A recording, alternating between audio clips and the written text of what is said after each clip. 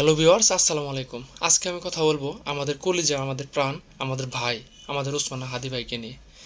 আসলে কথাগুলো কিভাবে বলবো আজকের এই মানে আমার এই ভিডিওটি করতে যাই আমার মনটা এত খারাপ, আমি আপনাদের কাছে কোনোভাবে হচ্ছে এটার ব্যাখ্যা করতে পারবো না। আমি একদম হতবাক হয়ে গেছি।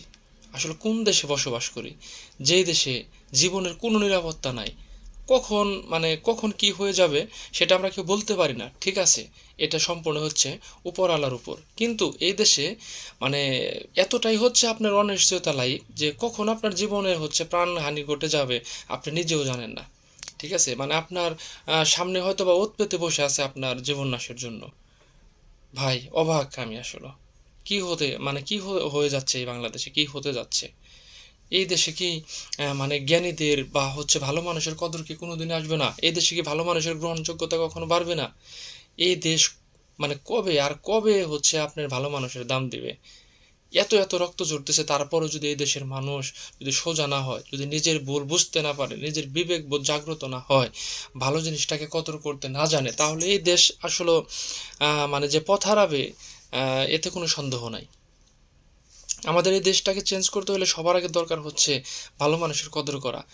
ওসমান হাদি ভাই নিঃসন্দেহে একজন দেশদরদি মানুষ, একজন দেশপ্রেমিক মানুষ। তার সাথে আজকে যেটা হয়েছে, আমি অবাক। কে করেছে তাকে, তার বুকে গুলি? তার কি আসলে একটু মায়া নাই? এইরকম মানুষের বুকে গুলি চালায়, আসলে তাদেরকে আমি কোন ভাষায় বলবো যে তারা কি আসলে মানুষ? আমিও তো ভাই দেখা গেছে ওই রকম কোনো কিছুই না, কিন্তু একজন সাধারণ মানুষ হিসাবে আমার কাছে এত কষ্ট লাগতেছে আজকের এই দিনটির কথা মনে করে, যে আমাদের মানে সহজ সরল একজন নিরীহ মানুষ, তার উপর এইভাবে হচ্ছে নির্বিচারে হচ্ছে গুলি চালিয়ে দিয়েছে তাকে মারার জন্য। এই মানুষটাকে এতটাই কাল হয়ে দাঁড়িয়েছিল যে তাকে আপনাকে মেরেই ফেলতে হবে, এতটাই রাগ এই নিরীহ মানুষটার উপর আপনাদের কেন এত রাগ? বুঝি না ভাই। এই দেশে মানে যারা হচ্ছে দেশের জন্য কাজ করে, দেশটাকে এগিয়ে নিতে চায়, তাদের উপরে আপনাদের যত রাগ। মানে দুর্ভাগা কপাল আমাদের, যে এই দেশে আমরা ভালো মানুষের কদর করতে জানি না। তা না হলে ওসমান হাদির ভাইয়ের মতো একজন সহজ সরল মানুষ, যে নাকি তার চলনে বলনে একদম সাদাসিধে, রাস্তা দিয়ে হাঁটলে মনে হয় যে মানে তাকে সাহায্য করা দরকার, তার পোশাক আশাক বা তার চালচলন এতটাই হচ্ছে সাধারণ, তার কথাবার্তায় কোনো কিছুতেই মনে হয় না যে আসলে সে একজন আপনার এতটা জ্ঞানী। কখনো হচ্ছে মেধার অহংকার করে না, অথচ এই মানুষটাকে আপনারা এইভাবে হচ্ছে ফেলে দিতে চাচ্ছেন।